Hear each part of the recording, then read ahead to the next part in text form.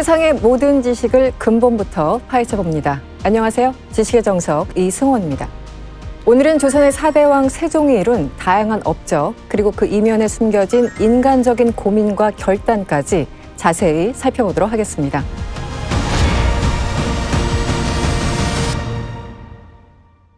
태조 이방원의 셋째 아들로 태어나 왕이 된 세종은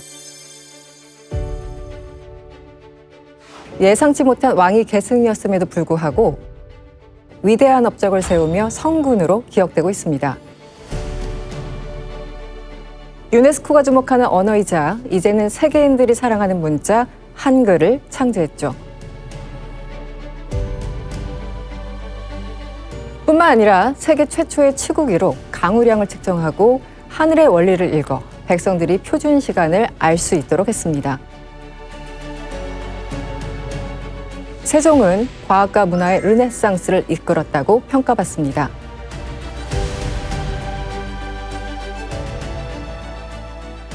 그런데 여기서 그치지 않습니다. 첨단 무기체계를 개발했고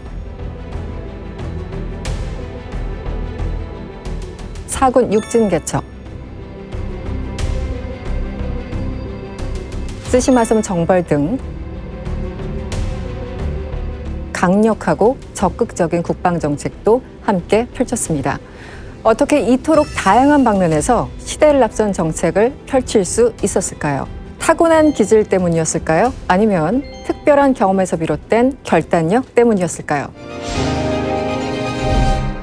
네, 세종대왕의 모든 것을 자세하게 설명해 줄 전문가 모셨습니다. 역사학자 심용환 작가님 옆에 나와 계십니다. 어서 오세요. 네, 안녕하세요. 네, 반갑습니다. 네. 세종대왕 우리 다 알 것 같은데 네네. 또 물어보면은 어디서부터 설명하지? 참 네. 어렵습니다. 네. 네, 역사책에 나오는 유명한 사람들이 다 그렇긴 한데 잠깐 요즘 이 상대의 성격을 알기 위해서 MBTI를 물어보지 않습니까? 네, 네. 처음 만나자마자 다짜고짜 MBTI 물어보는 사람도 굉장히 많아졌는데 네네.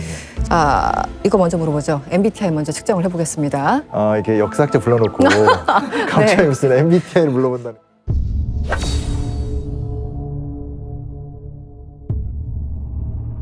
먼저 인가 아이인가.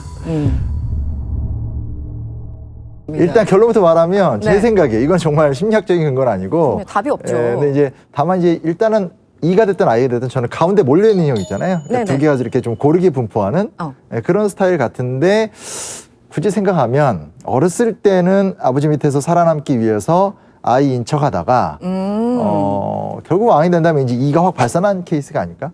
저는 좀 이쪽에 무게를 두고 싶습니다. 그게 타고난 기질이건 아니면은 그 이후의 환경 때문이건 어쨌든 그쵸. 아이였다가 E로 약간 변한 케이스. 일단은 뭐 셋째 아들이니까 이쁨도 많이 받았겠지만 어찌됐건 큰 아들이 계속 사고를 치게 되고 또 기록에 안 나와 있지만 어느 시점부터는 내가 잘하면 뭐 기회를 얻을 수도 있겠다. 그 사람이 더더더 신중해질 수밖에 없고 그렇죠. 앞에 아버지는 굉장히 괄괄한 성격이니까 조금 더 이렇게 좀 진중한 모습, 조용한 모습을 유지했겠고 그다음에 이제 국왕이 된 다음부터는 실제로 세종은 우리가 생각하는 것보다 훨씬 더 활발합니다. 아, 그래요? 네, 굉장히 행동 자체도 액션이 활발한 사람이어서 그래서 저는 E가 맞지 않나? 이런 생각을 해보게 됩니다.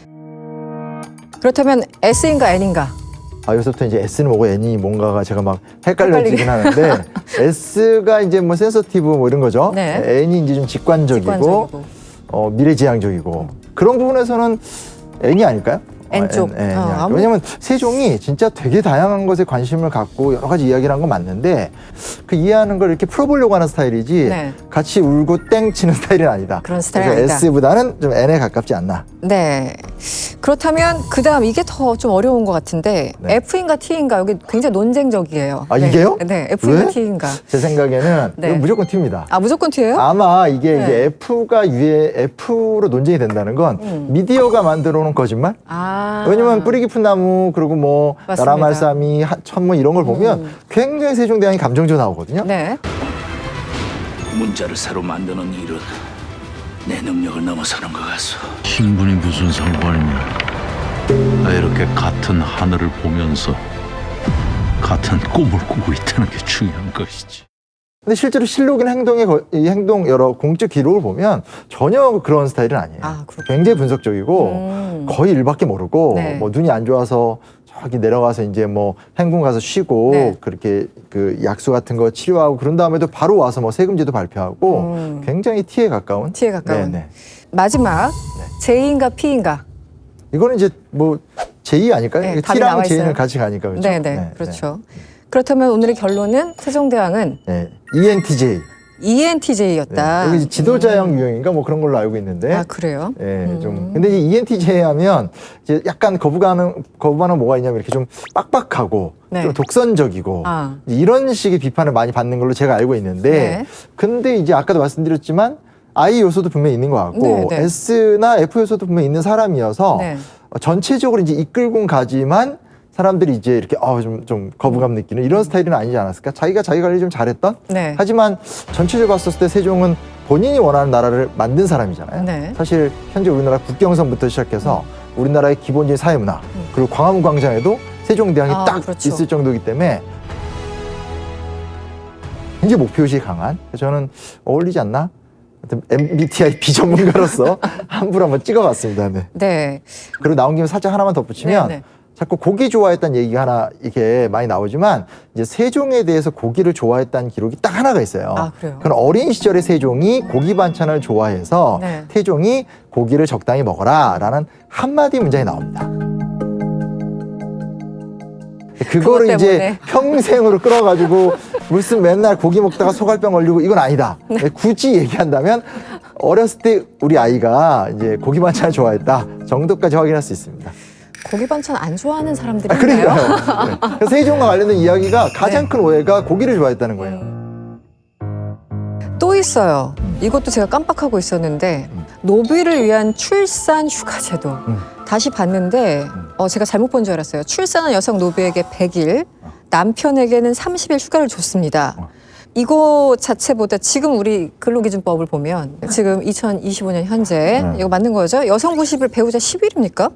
10일 짧은데? 그러니까 그때가 더 나은 건데요, 지금 보니까. 어쨌든. 근데 이제 뭐가 차이가 네. 있냐면 네. 요 얘기가 이제 많이 회자가 돼요. 그러니까 아니 한글도 만들고 이렇게 하신 분이 세상에 어떻게 노비들 이렇게 배를 했냐. 네. 근데 이건 약간 거품이 있어요. 거품, 네. 무슨 거품이 있냐면 이 정책이 어떤 결과를 낸지까지 기록이 없어요. 아. 그리고 이것이 얼마큼 제도화가 돼서 네. 세종 전 기간 내내 그 이후에 왕조 사회에 어떤 결과물을 냈는지에 대해서 지금 네. 추적이 불가능합니다. 아, 그래요? 그러니까 무슨 얘기냐면 이게 단발성 조치로 끝났을 확률이 높아요.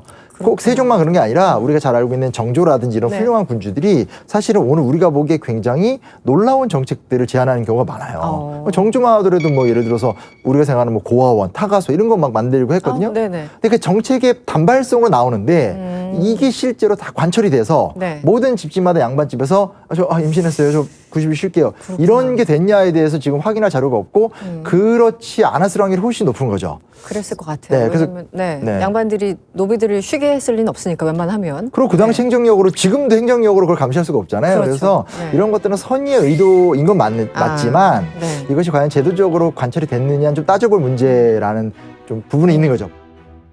제가 오늘 그 작가님 만나뵙기 전에 작가님이 한 3년 전에 찍은 이 세종대왕 관련 영상도 찾아보고 또 오. 다른 분들 세종대왕에 대해서 어떻게 설명하셨는지 설명을 좀 들어봤는데 그런데 이 세종이 사실 지금 생각해보면 그냥 세종대왕 하니까 딱 그 각인된 네. 어떤 모습이 있는데 그렇죠. 생각해보니까 셋째였어. 그런데 조선시대 때 둘째까지만 해도 어느 정도 가능성이 있는데 사실은 셋째부터는 왕이 된다는 건 좀 어려운 가능성 아닌가요? 그렇죠. 네, 네. 그래서 어떻게 셋째가 왕이 됐지부터 굉장히 새삼스럽게 궁금하더라고요. 근데 이제 결국은 형이 이제 사고를 치니까 네네. 우리가 수많은 사극들을 보면 마치 양녕대원이 굉장히 좀 되게 멋있고 뭔가 이렇게 아버지를 뛰어넘는 뜻을 보이다가 이렇게 쫓겨난 사람으로 많이 묘사가 되지만 네. 100% 거짓말이거든요. 아, 그래요? 모든 기록을 보면 양녕은 내 다음을 이어야 될 첫째가 정말 맨날 술 먹고 기생들하고 놀고 네. 데리고 들어와서 막 맞아요. 궁궐에서 동거하고 네. 그래서 이제 계속 이제 그 태종이 이렇게 계속 혼내요. 혼내지만 태종의 아들이니까 계속 달래고 혼내고 달래고 혼내고 용서하고 하다가 나중에 막 대들거든요. 그러니까 결국 이제 안 되겠다 싶어서 이제 양녕을 제거하고 둘째 효령은 태종이 보기에는 이제 군주가 될 그릇은 아니었던 것 같아요. 너무 학문에만 뭐 불교에 심취했다는 얘기도 있고. 그게 그렇습니까? 되게 정보가 좀 미약해서 정확한 판단하기 좀 힘들지만 네. 여튼간에 국왕감은 아니다. 그건 좀 확실했던 것 같아요. 그래서 결국은 셋째였던 세종이 픽이 딱 되는 건데 네. 조선이라는 나라가 갖고 있는 가장 큰 특징은 네. 국왕이 될 자만이 세습적 지위를 얻는 거고 네. 그 사람을 제외하고 나머지는 다 과거를 합격한 사람들에 의해서 국가를 운영하는 거거든요. 그러니까 사실은 셋째면 그냥 종친이고 네. 종친은 그냥 행복하게 사는 거죠, 뭐. 그렇죠. 놀면서. 어떤 정치적 야망이 없이 네. 정치적인 여유를 갖고. 근데 이제 그냥 여러 기록들을 보게 되면 아마 태종이 본인 태종도 이제 원래 적정자 아니잖아요. 네네. 그러니까 그냥 얘는 어차피 왕이 될 운명이 아니니까 이것저것 좀 하고 싶은 거 시키고 문화예술적인 것들도 소양도 굉장히 많이 누리게 해줬던 것 같고요. 그런 게 좀 컸던 것 같아요. 그게 나중에 왕이 됐었을 때 오히려. 굉장히 이제 다방면에 관심을 갖는 사람이 될 수 있었던 힘 같다는 좀 생각을 해보게 되고요. 네.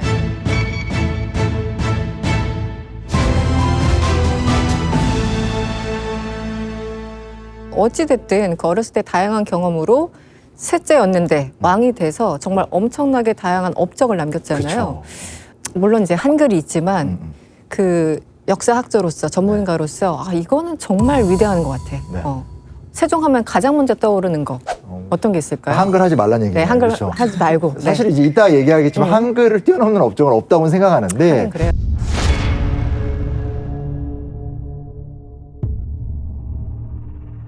근데 이제 많이 얘기하는 거지만 사실은 세종하면 과학기술 네.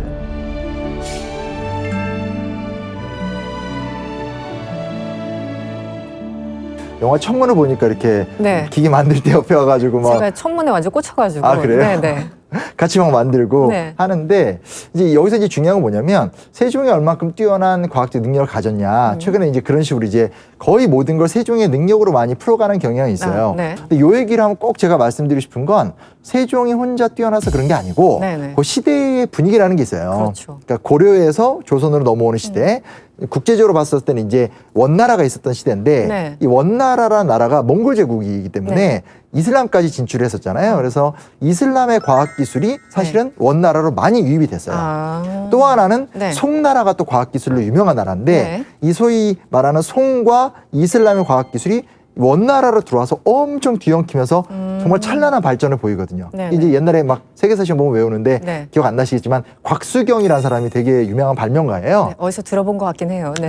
교과서에 죄송합니다. 나왔었으니까. 근데 네. 그게 이제 그런 문화가 사실은 조선이 세워지는 조선 전기 때는 동아시아에 만연했거든요. 근데 그거를 이제 끌고 와서 실용적인 어떤 제품들을 만들고 통치에 적용했던 게 이제 세종의 이제 뛰어난 능력이다.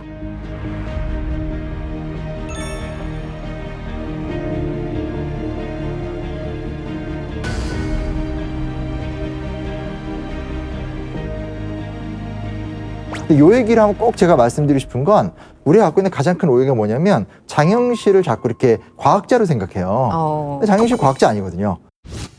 그러면 장영실은 기술자예요. 엔지니어? 엔지니어. 네네. 이건 우리가 갖고 있는 아주 오래된 그 화이트 칼라, 우대, 네네. 뭔가 이렇게 셔츠 입고 회사에서 일하면 상류층 같고 어떤 블루 칼라면 굉장히 이런 어떤 그런 고질적인 문화가 만들어낸 거짓말이거든요. 아, 네, 그래서 네. 사실은 집현전 학사들이 굉장히 똑똑했고 뛰어났고 네. 그 사람들에 의해서 개념적으로는 엄청난 성과물들이 나와요. 네. 근데 그 개념적인 성과물을 네. 물리적으로 구현을 해야 되는데 네. 앞에 앉아있는 신하들이 똘똘한데 쉽게 말하면 이 나무나 네네. 흙이나 이걸 안 묻혀본 사람들인 거죠. 근데 그때 이제 소문이 났던 게 뭐냐면 경상도 지방에 관노가 하나 있는데 말로 뭘 얘기하면 다 만들어낸다. 뚝딱뚝딱 만들어내더라. 네. 그러니까 누구냐 해서 이제 데려와 보니까 장영실이었던 거고 장영실과 계속 이야기를 하다 보니까 이 사람 대단한 엔지니어인 거고 초기에는 이제 보통 이제 지휘사항을 많이 이행을 하죠. 그래서 네. 세종과 집현전 학사 이렇게 요구하면 네. 구현해내다가 네. 나중으로 가면 이제 본인이 노하우가 쌓이니까 그렇게 얘기를 하지 않더라도 네. 본인이 어떤 제품을 만들고 하는 등등등 장영실이 이제 어떤 영향을 받고 변용을 하고 이런 것들이 있지만 네. 혼자 만들었던 산물이다라고 보기엔 좀 어렵죠. 어렵죠. 분명히 네. 집현전 학사들의 능력도 있었으니까 그렇죠. 국가적인 지원도 있고. 네. 어쨌든 당시 있는 그 기술이나 이런 높은 수준의 지식들을 최대한 활용할 수 있는 능력이 있었던 사람이 바로 세종이고 그렇죠. 그것을 어쨌든 엔지니어로서 구현할 수 있는 사람이 장영실이었고 그렇죠. 이런 거군요. 네. 세종은 이게 유교국가의 특징인데 능력주의자예요. 그러니까 아, 그렇죠. 네. 능력이 있는 사람이면 신분이 안 좋아도 등용한다. 그러니까 장영실만이 아니라 뭐 풍수사 목호지라든지 굉장히 신분이 낮더라도 그가 유능한 모습을 보였었을 때 그에게 미관 말직이라도 줘서 기회를 만들어주는 네. 그런 개인적 활동 굉장히 많이 한 사람이에요. 제일 속상한 건 세종 이후에 그런 구간이 아예 없어요. 아예 없어요. 그러니까요. 네.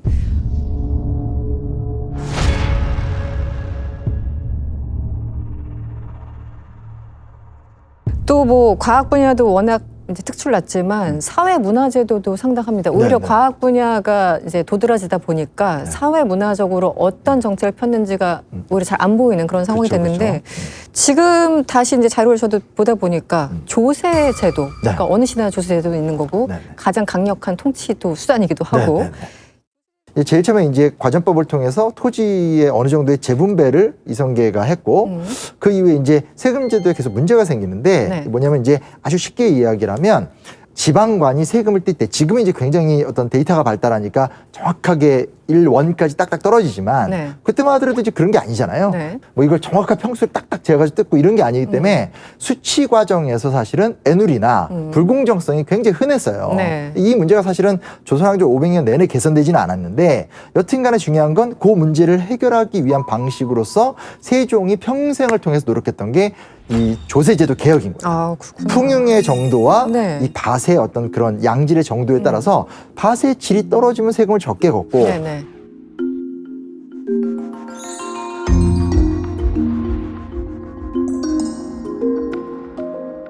아무리 밭의 질이 좋아도 그에 홍수가 일어나면 생산량이 떨어질 수밖에 없잖아요. 이런 걸 고려해서 세금을 뜯어야 된다. 네. 이런 식으로 해서 요거 실록을 읽으면 네. 세종이 제일 많이 고민했던 거예요.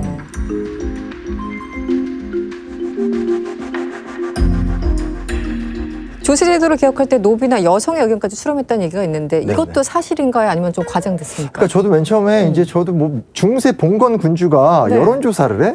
좀- 이거 말이 안 되는 얘기다라고 생각을 했더니 실제로 사실이어서 괜찮은 줄 놀랐는데 사실이 맞고요.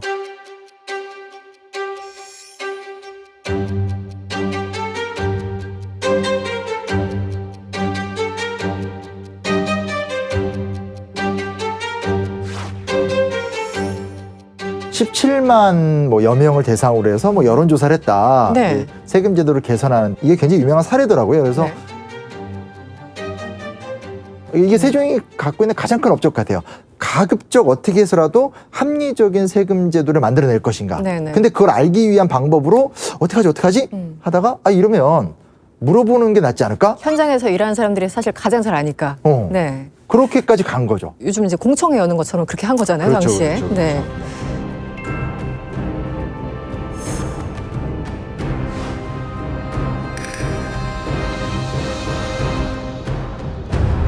이게 왜 이랬을까를 좀 생각해 보면 결국 이제 애민의 군주, 그러니까 백성을 다스리는 어버이로서의 군주의 역할이 뭐냐? 네. 백성을 행복하게 만드는 건데 건바이건으로 도와주는 건 이벤트이지. 아, 그렇죠. 거기. 사실은 네. 그 지역의 경제에 큰 도움은 안 되거든요. 근데 세종이 이게 정확히 안 거죠. 그 전으로 보게 되면 이제 농사직설 같은 농서들도 네네. 사실은 관료들을 다 파견해서 그 지역의 어르신들에게 농법들을 다 채집해서 만든 책이거든요. 네. 그러니까 노하우가 쌓였던 것 같아요. 그러네요. 어떻게 하면 조금 더 이 농업 국가의 국가를 잘 발전시켜 보지? 이 약자를 좀 배려하는 또 새로운 조세제도 개정도 나타나게 되고 이런 것들을 좀 볼 수 있는 거 보면 본인의 어떤 정책적 목표, 그러니까 내가 왕으로서 해야 될 일에 대한 확실한 책임감 네. 이런 건 좀 분명했던 것 같습니다. 사극 같은 거 보면 네네. 모든 왕들이 네. 백성의 마음을 이제 좀 알고 싶다. 네. 백성 힘들게 하지 말아라. 말은 그렇게 하는데 네네.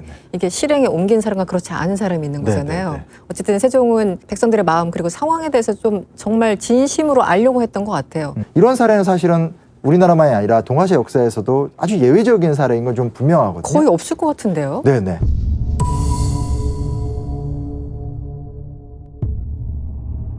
그 부민고소금지법. 네. 네. 부민고소금지법은 쉽게 말하면 부민들이 수령을 고소하지 못하게 만드는 제도예요. 네.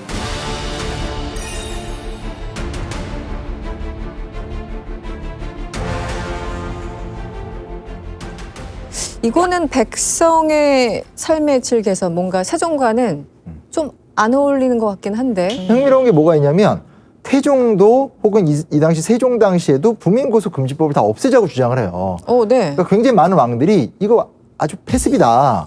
아니 파견한 수령이 부정과 부패를 저지르는데 암행어사를 보내는데도 한계가 있지. 네. 밑에서 바로바로 신고를 해야지 통제를 할 수 있지 않냐. 그 나쁜 탐관오리 뭐 이런 네. 사람들. 근데 되게 신기하게도 세종은 부민고소금지법이라는 것을 가장 강력하게 고수했던 국왕 중에 하나예요. 이유가 뭐죠? 갑자기 이제 딜레마가 되는 네, 거죠. 네, 어떻게 된 거죠? 분명히 조금 전까지 막 노비의 삶을 애민. 배려하고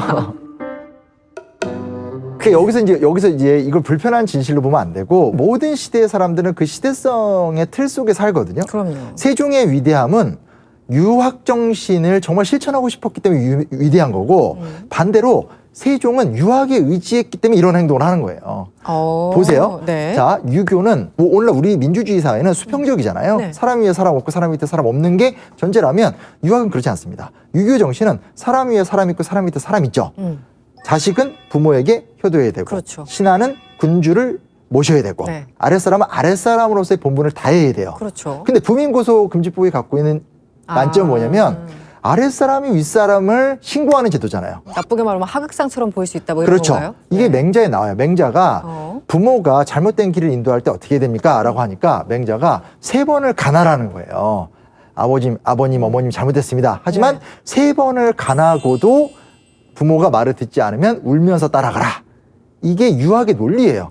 울면서 따라가라. 네. 근데 부민고소금지법이라는 건 그렇구나. 통치적 측면에서 보면 백성을 위하는 건 맞는데 네네. 근데 이거를 실시해 버리면 그러면 이건 뭐예요? 수령은 고 현의 아비란 말이에요. 네네. 아비를 자식이 들이받는 거잖아요.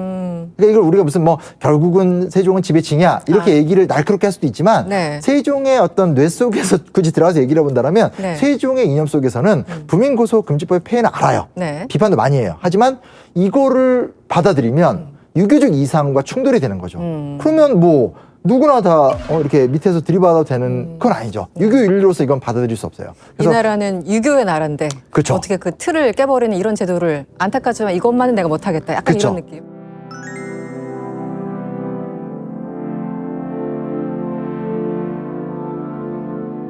비평적으로 접근을 해버리면 결국은 신분제 국가야, 봉건제 국가 이렇게 가는 거고 네. 이들의 내면으로 들어가서 이해한다면 사람 위에 사람 있고 아랫사람은 아랫사람의 본분을 다하는 거고 윗사람은 윗사람의 본분을 다하는 거다. 군군 신신 부부자자. 아버지, 군주, 아들의 역할이 다 정해져 있잖아요. 네네. 근데 그걸 깨는 행동은 네. 사회를 혼란스럽게 만드는 혼란스럽게 거죠. 만든다. 그래서 사실은 태종도 그렇고 이 당시 신하들도 그렇고 엄청 이 부민고소금지법을 깨기도 하고 네. 세종한테 따지기도 하지만 태종은 이 법은 끝까지 지켜요. 그래서 이게 오늘날도 마치 세종의 숨겨진 스캔들이냐 알고 보니까 폭군 막 이러면서 굉장히 이 얘기 많이 합니다. 모든 이 양반과 자식들은 당시 조선시대니까 유교 교육을 철저하게 받지 않습니까? 그렇죠. 대체 이 유교 교육이 뭐길래? 어떤 게 유교 교육일까? 저희 교육방송인가요? 갑자기 국방 TV 아니었나요? 네, 갑자기 궁금해져가지고 이거를 네. 좀 러프하게 이야기하면 네. 오늘날 한국의 교육제도는 유교 교육의 껍데기만 남았다고 보시면 돼요.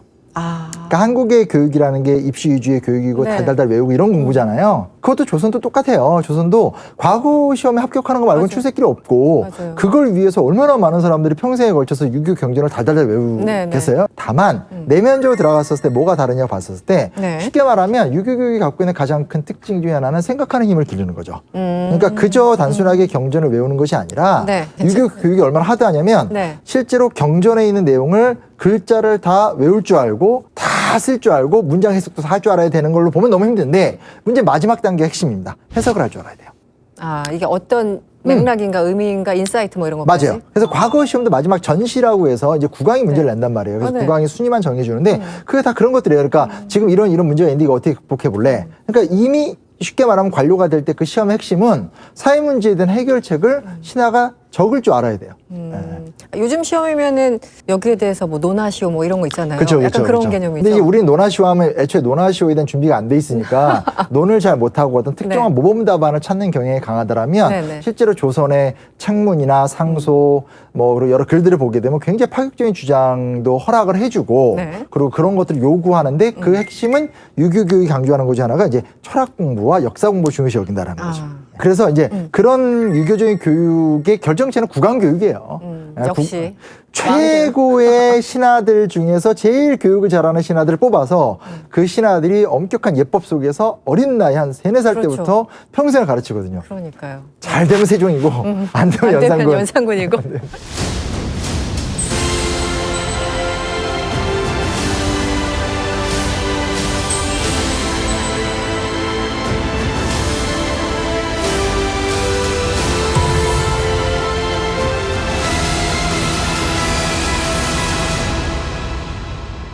오늘 제가 작가님 모시고 이제 가장 논쟁적인 건 역시 이 부분이겠다라고 생각을 네. 했어요. 아시죠? 한 한글. 네. 한글 창제 우리 그 어렸을 때 학교 다닐 때 이제 백성들을 어여삐 여겨 뭐 이거 있었잖아요. 근데 어여삐가 가여웠다더라 뭐 하여튼 뭐 이렇게 여러 가지 해석 등등. 한글 창제한 근본적인 이유는 사실상 더 깊이 지배하려고 하는 거야. 아니야. 백성들을 정말 어여삐 여겼기 때문이야. 정말 이게 논쟁적이고 요즘 거기에 대해서 막 서로 싸우고 있어요. 네. 정리를 오늘 좀 해주셔야 될 것 여기서 같습니다. 또 싸워야 된다는 거예요? 아니, 저는 능력이 없기 때문에 일방적으로 받아들이겠습니다. 나보고 책임져라? 네, 책임져라. 이게 네. 사실 한글 창제. 이게 싸움이 많아요. 그러니까 저도 놀랐는데 이걸 한글을 혼자 창제했냐 아니면 이제 뭐 지편적 학사라고 함께 창제했냐. 네, 누구 아이디어냐 뭐. 네, 그리고 이걸 왜 창제했냐 뭐 여러 입장들이 많습니다. 근데 사실은 이제 조금 드라마적 이미지를 다 이렇게 해치고 기록을 살펴보면 좀 정확해요. 그러니까 세종은 성실한 유교 국가의 유교 군주예요. 네. 근데 이 사람이 갖고 있는 독특함은 네. 자기가 믿고 있는 이념이나 이상을 진짜로 구현하고 싶어 했었던 사람이에요. 그러니까 그걸 인정하면 모든 게 다 풀리는데 핵심은 글을 만들어서라도 어리석은 백성들을 교화하고 싶은 거예요. 그러니까 우리가 유학에 대해서 아무리 몰라도 이제 기본적으로 이제 예와 인 뭐 이런 거 알잖아요. 그래서 이는 내 마음 안에 있는 훌륭한 도덕심을 얘기하는 거고 네. 그걸 이제 표현을 예를 통해서 표현하라 이렇게 배우는데 네. 이게 무슨 얘기냐면 유학자들이 보기에 핵심적인 건 내 안에 충만한 사랑 좋아. 근데 이 충만한 사랑이라는 것은 예라는 관계의 윤리를 통해서 표현되는 거야. 네. 이게 핵심적인 생각이거든요. 근데 백성을 어여삐 여겨요. 백성을 너무 사랑해. 근데 백성이 좀 거친 말로 뭘 몰라서 무식해서 아는 게 없어서 범죄를 저지르거나 그렇죠. 범죄가 아니더라도 잘못된 행동을 하는 거예요. 네네. 근데 이걸 갖다가 계속 처벌만 하면 그러면 이거는 몰라서 죄를 짓는 사람을 처벌하는 거 아무 의미가 없잖아요. 그렇죠. 그래서 세종의 핵심적인 생각은 뭐냐면 백성을 깨우쳐야 되는 거죠. 그러려면 어떻게 하면 되는 거죠? 여기서 기가 막힌 생각을 하게 되는 거죠. 한글을 만들자.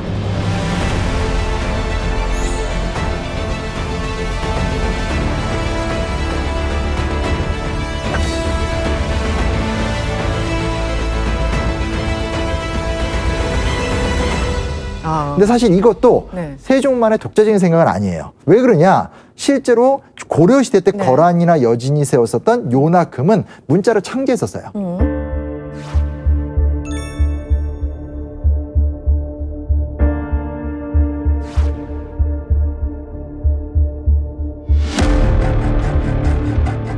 그리고 몽골도 파스파 문자라고 해서 문자를 창제했었기 때문에 네. 문자를 창제한다라는 방식은 사실은 다 알고 있던 얘기예요. 다른 나라 이미 시도하고 있었군요. 그렇죠. 네네. 근데 세종의 한글 창제의 위대함이라는 거 우리가 보통 과학적이라고 그러잖아요. 이게 무슨 얘기냐? 한문이 갖고 있는 가장 큰 난점. 한 개 한 개 글자를 다 외워야만 되고 너무 어려워. 몇만 자 이상의 글자를 습득해야만 되고 네. 그걸 위해서 수많은 경전들을 다 공부해야 되는 게 일반 민간한테 불가능하잖아요. 그렇죠. 그러니까 네. 그들을 위한 글자라는 것은 그들의 실생활에서 금세 배우되 활용 가능이 정말 다양한 무궁무진한 힘을 가져야 된다. 네. 이게 오늘날 표현으로 과학성인 거죠. 네네. 그런 글자를 만들어냈다는 포인트에서 세종이 위대한 거죠. 네네. 실제 나중에도 이 한글을 반포한 다음에 이것을 하나하나 써야 되잖아요. 그러니까 네. 문자라는 게 만들어지더라도 문자에 또 수준이 있거든요. 그렇죠. 예를 들면 뭐 게르만족들이 쓰던 룬이라는 문자가 있어요. 그럼 이제 룬 이런 막 되게 신비해 보이는데 네. 그건 이제 굉장히 문장으로서 기능을 못 해요. 그래요? 그러니까 이게 인장 정도 쓰는 걸로 끝나는 거거든요. 그래서 같은 문자더라도 수준이 약간 그렇죠, 다르군요. 그렇죠. 예. 또 확인할 수 없지만 일각에서 뭐 불교에 영향받았다 이런 얘기 하는 것도 뭐냐면 실제로 우리나라 한글의 요소에 한자적인 한문적 요소도 많지만 네. 반대편에서 산스크리트어라든지 네. 범어적 요소도 많기 때문에 그렇다면 우리가 전제할 수 있는 건 그 수많은 정보들을 채집하고 토론하고 수용해서 만들었다. 뭐 이런 정도 얘기는 할 수 있거든요. 네. 근데 그런 것들을 보게 되면 사실은 한글이라는 단어는 그 당시에는 사실은 유교의 산물, 성리학이 갖고 있는 백성의 통치 수단으로서의 네. 창제라고 보는 게 무방하죠. 이게 뭐 통치수단하면 우리가 어감이 굉장히 안 좋잖아요. 네. 그런데 사실은 우리 학교 보내는 이유가 그 사회를 유지하기 위해서 거기 사회화 시키려고 교육시키려고 사실 학교라는 것도 사실 굉장히 강제성이 있는 거고 그렇죠, 그렇죠. 그것도 어떻게 보면 넓은 의미에서 통치 수단입니다. 그래서 그렇죠. 이 통치 수단으로 했어 나쁜 거야 뭐 이렇게 볼수 오해하시는 없죠. 분도 있는데 네네. 그건 좀 아닌 것 같아요. 그래서 오해하시면 안 되는 게 사대부들이 그렇게 한글을 반대를 심하게 했다는 얘기가 거짓말이에요. 그것도 제가 지금 질문 드리려고 했었어요. 네. 그 얘기 어떻게 제가 된 거예요? 항상 하고 다니는데 네. 사대부들이 이 한글에 대해서 반대한 적이 없어요. 그러니까 제일 유명한 게 최만리의 반대상소인데 맞아요. 네. 최만리의 반대상소는 사실은 문자를 창제했다고 하니 일단 반대부터 한 거죠.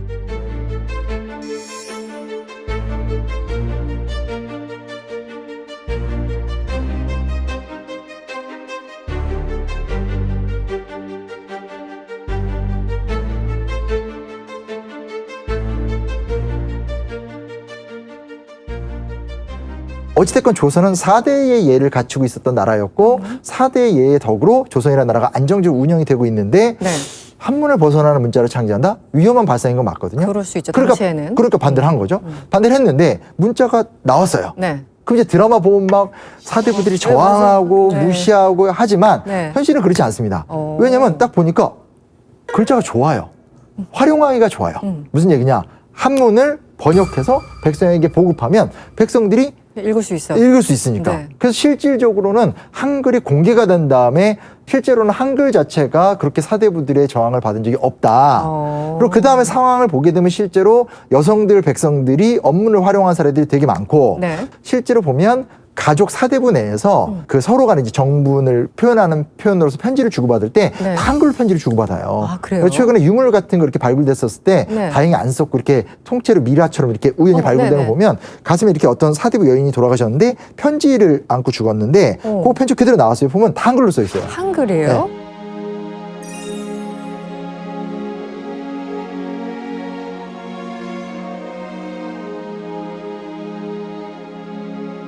그러니까 이제 사대부인 남편과 와. 한문을 못하는 아내 사이에서 한글로 또 교분을 나눠요. 이런 식이기 때문에 생각보다 한글의 활용도는 높았다는 거죠. 왜냐? 세종은 한글로 한문을 대체할 생각이 없었어요. 그냥 따로 각각 공존한다? 그렇죠. 이런 그렇죠. 의미. 한문을 교화와 국가 운영 수단으로서 밑에 보조로 한글을 만들어 낀 거죠. 그 당시에는 충분히 그럴 수 있고 세종 입장에서는 가장 합리적인 방법이었을 것 같은데요. 그렇죠. 네네. 그렇죠. 그렇죠. 그 왕마다 예를 들어 이제 나는 정말 먹고 살기 정말 좋은 나라를 만들고 싶어 아니면 뭐 나는 다른 건 몰라도 국방력은 정말 세계 최고가 되고 싶어 이게 목표나 철학 같은 게 있잖아요. 네네. 작가님 보시기에 세종대왕이 꿈꿨던 나라는 일단 뭐 어떤 방향이었던 것 같아요? 그러니까 이 부분에서 저도 국뽕으로 가겠습니다. 네, 네. 약간 상황 좀 수습해야 될 것 같아서요. 저는 그 부분이 좀 중요하다고 생각하는 게 보통 3대, 4대 국왕이면 전성기 때거든요. 전통사회에서. 그렇죠. 동서양을 막론하고 3, 4대 왕따가 힘이 제일 세고 그때 대부분 국왕들이 뭘 하는 줄 아세요? 전쟁을 해요. 아, 영토를 넓히는 거죠. 영토를 네네네. 넓히는 거.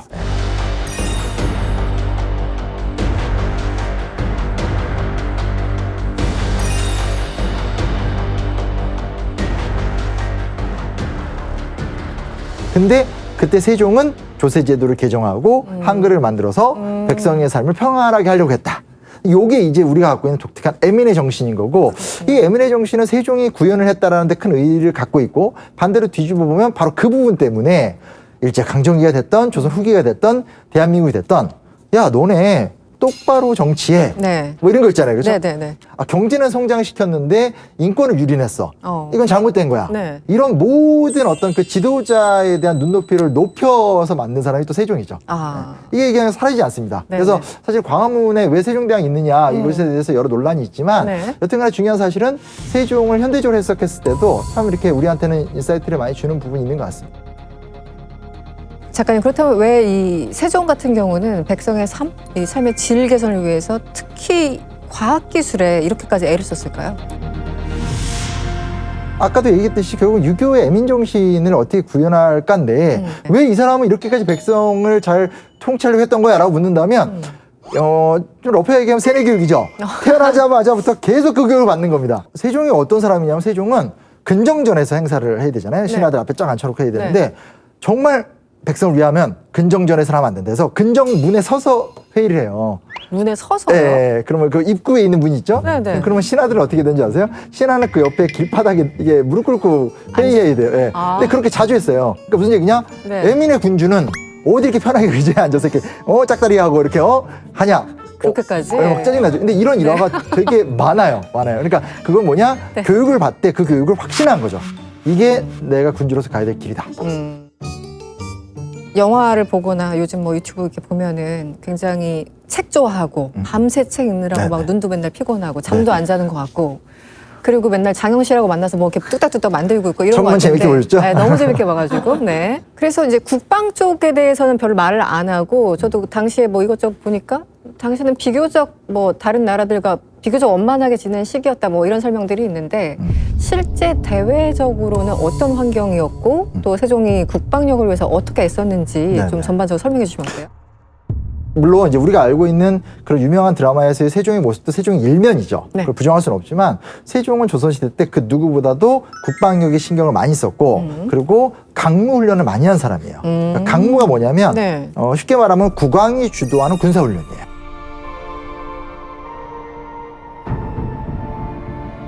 네네. 이거를 못해도 1년에 한 번, 두 번은 꼭 해야 된다라고 밀어붙였고 오. 심지어 기록을 보면 세종도 아버지니까 아들한테 네네. 까다롭잖아요. 근데 그렇죠. 그러니까 아들이었던 문종한테 너는 군주가 돼서 강무를 안 하냐? 라고 하면서 굉장히 비판적으로 아들을 혼낸 기록도 있어요. 아, 그래요? 예.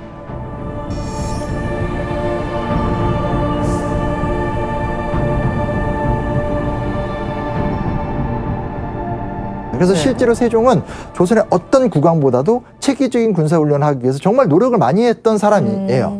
전후로도 세종대왕처럼 사실상 그렇게 국방력을 위해서 노력했던 사람 없다라는 거. 아, 그래요? 네. 그 정도입니까? 그리고 네. 가장 이제 많이 덜 알려진 업적 중에 하나 뭐냐면 역대병요라고 세종대왕은 쉽게 말하면 병법의 역사책을 편찬한 사람이에요. 그러니까 역대로 우리가 이렇게도 싸웠고 저렇게도 싸웠고 이렇게도 싸웠으니 네. 앞으로 이렇게 싸워야 된다라고 네네. 하는 군사 전략을 하나하나 모으고 와. 이런 것들을 시스테마, 책으로 만들어서 네. 보급했던 사람이기도 하고 네. 그리고 제일 유명한 건 이제 사실은 화약이죠 뭐. 화약. 예.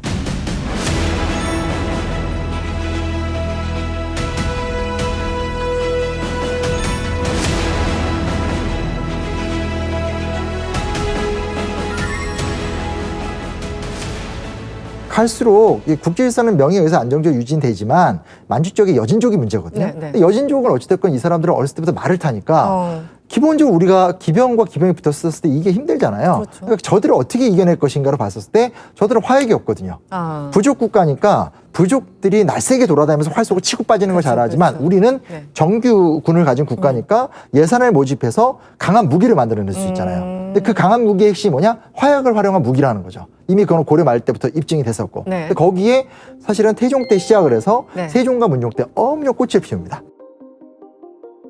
나. 우린 보통 조선 중후기의 어떤 그런 뭐 얘기를 많이 하고 네. 또 보통 우리가 워낙 좀 조선은 문약하다라는 이미지가 강하고 하지만 사실은 그렇지 않았다. 조선 전기 때는 굉장히 전기 노력을 때. 많이 했고 그 노력의 결과가 사실 임진왜란 때 상황을 반전시키는 힘이었고 그리고 그 중심에는 세종이 있었다. 이거는 뭐 정확한. 아. 그래서 이런 부분에서는 국방 TV에 어울리는 인물이 세종이다. 오. 가장 어울린다. 당시에 막 5천 명까지 모으고 1년에 한두 번씩 군사훈련을 정기적으로 하는 거는 굉장히 어려운 일 아니었을까요? 정확하게 보셨습니다. 이 당시에 조선이라는 나라가 네. 1년에 두 번씩 5천 명씩 들여서 정기 훈련한다. 응. 왕이 주도하는 얼마나 신경이 쓰이겠습니까? 1400년대. 그렇죠. 네. 그래서 중요한 게 아까 얘기했었던 조세제도인 거예요. 그리고 농업 생산의 발전인 거죠. 그러니까 삼각의 틀이라 보시면 좋을 것 같아요. 유교적 가치로서 백성을 행복하게 해준다. 네. 백성을 행복하게 해주려면 농사를 진흥시키고 하지만 세금을 합리적으로 걷어야 된다. 그렇죠. 합리적으로 걷게 되면 계속 국가는 성장하니까 그만큼 세금의 비율은 처음엔 작을지 모르지만 시간이 지나면 많아지게 되는 거고. 안정적으로 계속. 그렇죠. 근데 네. 이 돈을 갖고 와서 국방력을 강화시킨다. 아.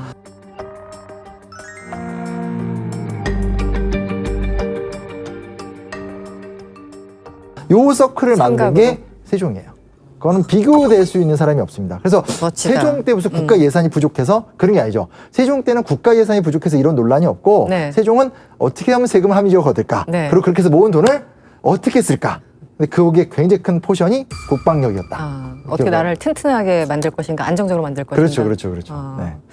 이제 세종의 아버지가 조금 무서운 분 아니셨어요? 뭔가, 세종이요? 네. 어. 약간 이것도 또 이제 드라마 이미지인지 모르겠는데, 뭔가 조금 무서워. 이런 이미지. 그래서 세종과는 굉장히 대비되는 듯한 느낌? 그것도 다 이미지로 굳어지게 되는 그런 상황인데, 어쨌든 이 군사력 강화를 위해서 상당히 노력을 했고, 이런 것들이 좀 아버지의 영향도 있었을까요? 어떻게 보세요? 근데 업적의 결과가 많이 달라요. 뭐가 다르냐면 결국은 태종이 와일드한 성격이기도 하고 야인을 상대하거나 왜구를 상대하는데도 적극적이었던 건 맞지만 네. 업적의 결과로 따졌을 때는 네. 세종은 사군육진을 개척했잖아요. 네네. 그러니까 오늘날로 말하면 평안도랑 함경도, 특히 음. 백두산 일대랑 함경도 일대인데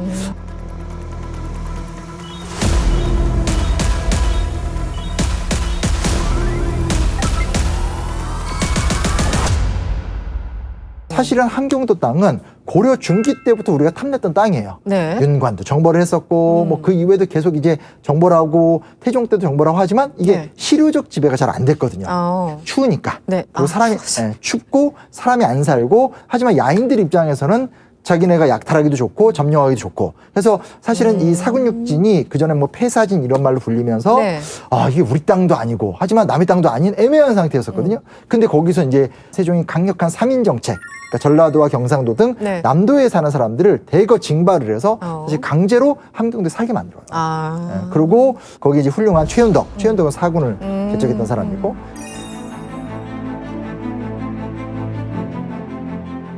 이징옥이나 김종선은 육진을 개척했던 사람들인데 네. 이런 사람들의 리더십이 빛났고 그런 사람들을 굉장히 잘 이제 세종이 사람을 선별해서 이끌어갔고 이 둘을 통해서 함경도를 실효적으로 정복을 하거든요.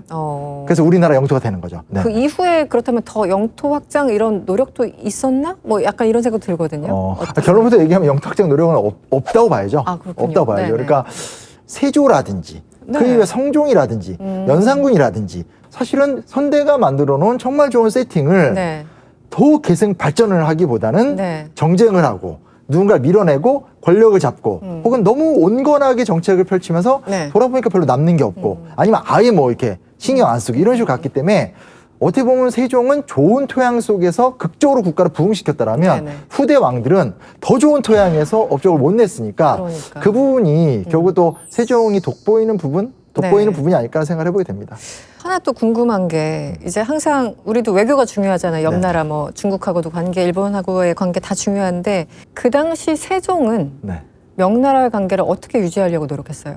아까 이것도 이제 얘기하면 네. 또 이제 한 소리 들을 또 것 보이지 같은데 않는 네티즌들이 있습니다. 네네. 네. 왜냐면 사실은 세종은 정말 철저한 사대주의자예요. 그러니까 철저한 사대주의자고 그럼 이제 조선 전기 사대주의를 어떻게 봐야 되느냐라는 질문으로 갈 수 네, 있는 네. 거고 잘 알다시피 조선 전기 때는 명이 만든 동아시아의 평화라는 네. 것 속에서 명과 잘 지낸다라는 것이 조선의 성장에는 당연히 유리할 수밖에 없었던 네. 상황이었던 거죠. 네, 네. 그 상황 속에서 세종이 사대주의를 추구했다라는 것이 문제가 될까? 뭐 요즘 말하면 한미동맹 네. 중요한 문제잖아요. 네네. 여러 어떤 불만도 있고 얻어낼 것도 있고 갈등도 있겠지만 한미동맹을 굳건히 하면서 이렇게 간다라는 것 자체가 우리 사회에서 굉장히 중요한 국가의 이익으로 그렇죠. 활용이 되는데 네. 그 부분에서 세종은 좀 철저했어요. 그리고 더군다나 그럴 수밖에 없는 게 명나라가 성리학 국가고 네. 조선도 성리학 국가니까 그렇죠. 이게 이제 더 이념적으로도 굉장히 더 가까워질 수밖에 없는 특징을 갖고 있습니다. 이념 동맹. 네. 근데 우리가 본 이제 어떤 수많은 사극에서는 사대부들은 사대주의고 네. 세종은 그걸 비판하고 뭐 그렇게 구도 짜여진 것들이 특정 좀 있죠. 영화에서는 막 중국 사신 만나거나 막 욕하고 화내고 근데 그런 거는 이제 뭔지 알 것 같아요. 네. 그런 거는 아니다. 아니고 네. 그냥 그 시대 자체를 우리가 그냥 이해하면 좋다. 다만 이제 분명한 건 다시 한번 말씀드리는 거지만 그렇게 시작된 사대주의가 나중에 극복이 안 된 거죠. 그리고 그게 우리 사회에 말할 수 없는 폐해를 끼쳤던 건 사실이다. 이 정도로 뭐 정리가 될 것 같습니다. 끝으로 우리는 세종을 어떻게 기억하면 좋을지 지식의 정석 한 줄 정리 부탁드립니다. 이게 제일 어렵다고 생각이 들고요. 어떻게 지금 한 얘기가 얼마나 한 줄을 네, 정리하니까. 한 줄로 진짜 무리하죠. 네.